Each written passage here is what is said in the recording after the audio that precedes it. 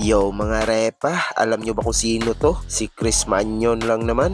Ang bagong idol na naglaro lang ng ilang beses sa Lakers last season. Pero ngayon, grabe, iba na ang ginalaw. Sobrang lupit niya ngayon sa court. Seryoso, kung tatanungin nyo ako, pucha, dapat 100% na siyang pinapalaro ng Lakers ngayon kasi totoong baller ang isang to. Unang-una sa lahat, tignan nyo naman ang effort ng mama. Iba ang sipag. Tignan nyo tong play na to. Hindi basta-basta sumusuko sa bola. Kahit madapaw sumubsob na sa sahig, go pa rin.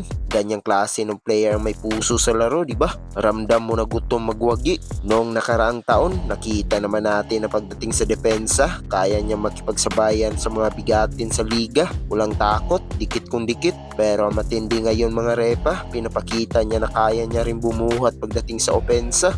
On ball man o off ball, grabe ang banta niya sa kalaban. At eto pa, kapag nakapag-shoot siya ng tres, nako po, napakagandang sinyalis niya para sa Lakers. Isipin mo, kung makakasama niya si Lucas sa loob ng court, paniguradong luluwag ang opensa at makakuha siya ng maraming open looks. Suwak na suwak. At hindi lang yan basta-basta, may back-to-back and one na nga siya. Tapos sa kabilang dulo ng court, supalpal pa yung tres ng kalaban. Kitang-kita nyo naman, dominano niya ang magkabilang dulo ng floor. Depensa at opensa, sagot niya. Para tapusin na napakalupit niyang performance, nakuha pa niya tong rebound na to sa huling segundo. Kaya para sa akin mga repa, walang duda, kailangan siya ng Lakers ngayon. Kaya kayo ba, ano sa tingin nyo? Bagay ba si Chris Mannion sa main rotation ng Lakers? Comment nyo naman sa babang reaksyon nyo. Huwag nyo rin kalimutan mag-like at subscribe para lagi ko yung update sa mga kwentuhan basketball. Hanggang sa muli, peace out!